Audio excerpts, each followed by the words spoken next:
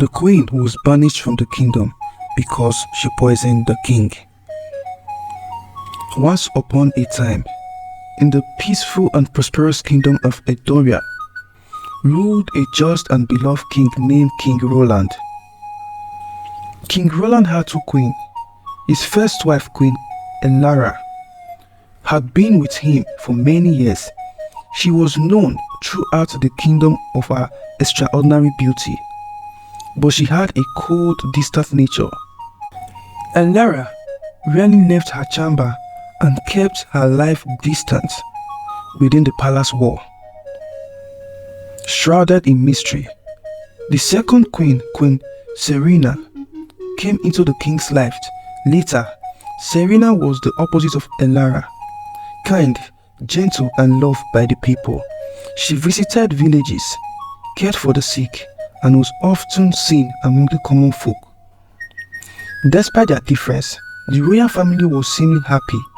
King Roland loved both of his queens in his own way, but deep in his heart, it was Serena's kindness and warmth that brought him the most joy.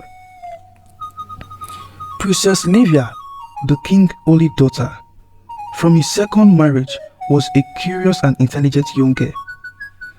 Though she was young, Livia was known for her sharp mind and sense of justice. She spent her day learning from the royal scholars and her nights reading in the vast palace library. She adored her father, and King Roland was her hero, a figure of strength and wisdom. One bright autumn morning, King Roland sat down to breakfast with his family. The sun streamed through the tall window of the great dining hall, casting golden light on the banquet table. But something was amiss.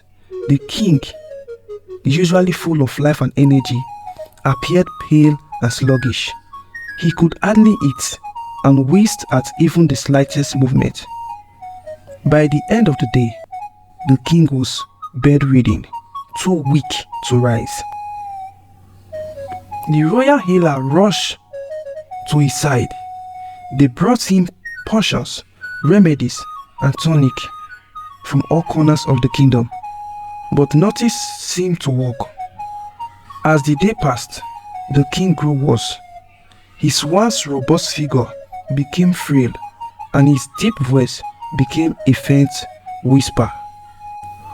Whisper of worry spread through the palace and out into the streets of Eldoria. The people feared for their king, for without him, who would lead them? The council convinced, but even they could not make sense of the mysterious illness. It was then that rumor began to circulate. Some believed that the king had been poisoned.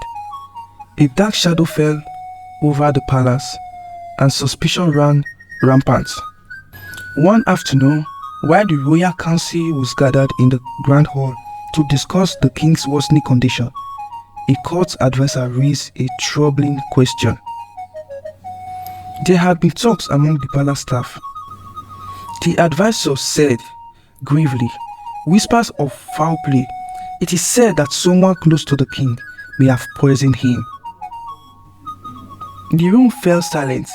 Eyes darted between the members of the royal family, lingering on Queen Serena, the second wife. She sat quietly, her hand folded in her lap, her eyes filled with concern for her husband, but that concern was misread as guilt. "It is strange," another council member added, "that the king fell ill so soon after Queen Serena became more involved in his affair. Perhaps she seeks more power to control the throne."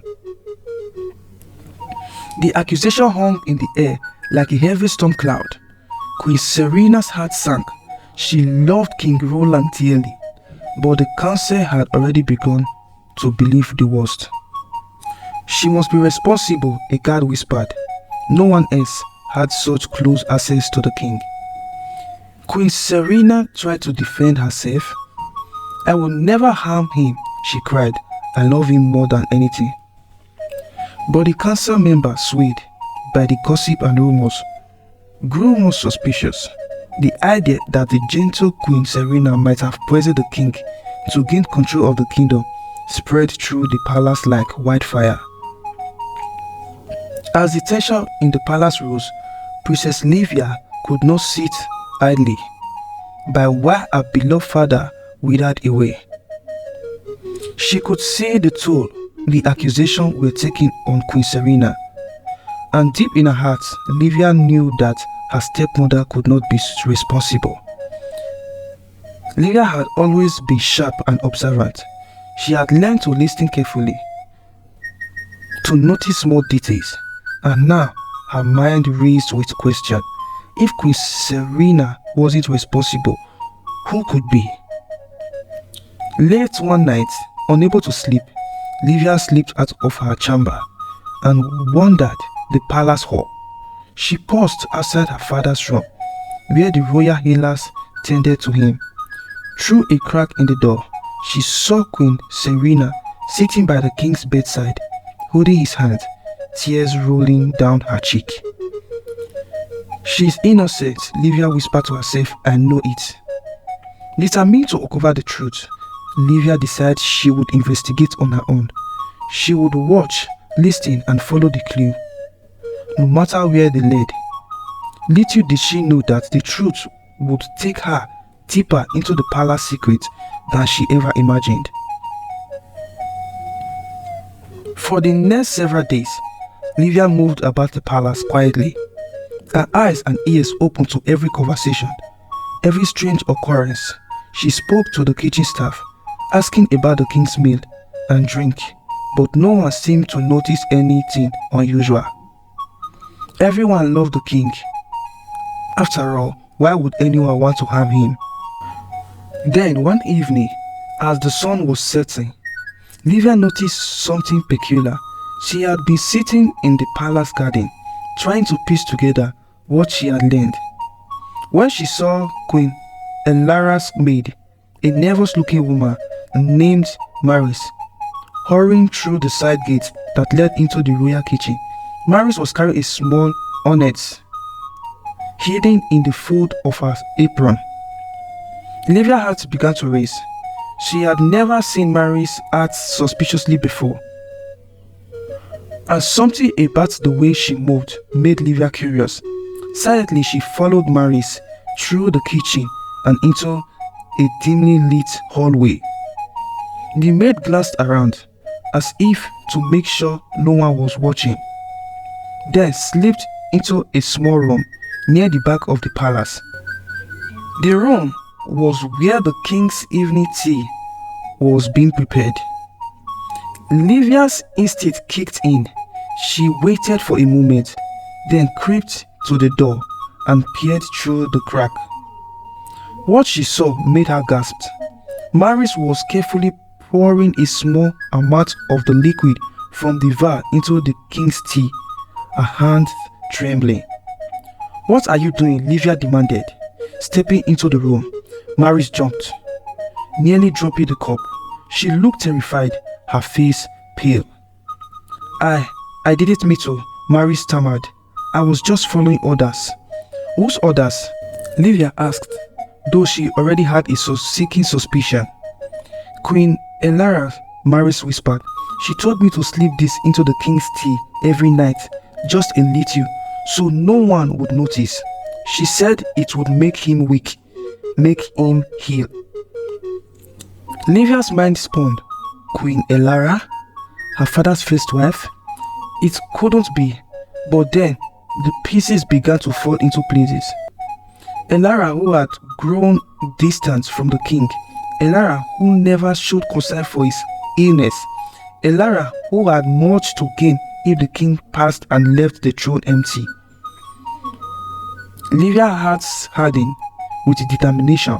She had to stop this, and she had to prove Queen Serena's innocence before it was too late. Livia knew that simply accusing Queen Elara wouldn't be enough.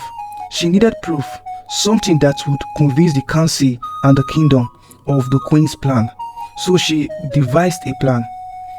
The next day, Livia asked the royal healer to prepare a special tonic for the king. one that would make it seem as though his condition had worsened.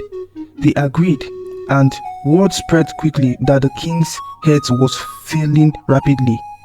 The palace was thrown into chaos, and Livia watched as Queen Elara seemed to grow more confident, more assured that her plan was succeeding. That night, Livia hid the shadow near the king's chamber, waiting for Maris to make her move. As expected, the maid appeared carrying the tainted tea, but this time Livia was not alone. This royal guard, alerted by the princess, were ready. As Maris poured the poison into the cup, Livia stepped forward with the guard. "Stop," she cried. "We know the truth." Maris trembling dropped the cup, and the guard seized her. She confessed everything, how Queen Elara had plotted to poison the king and frame Queen Serena for the crime. Please follow for part 2.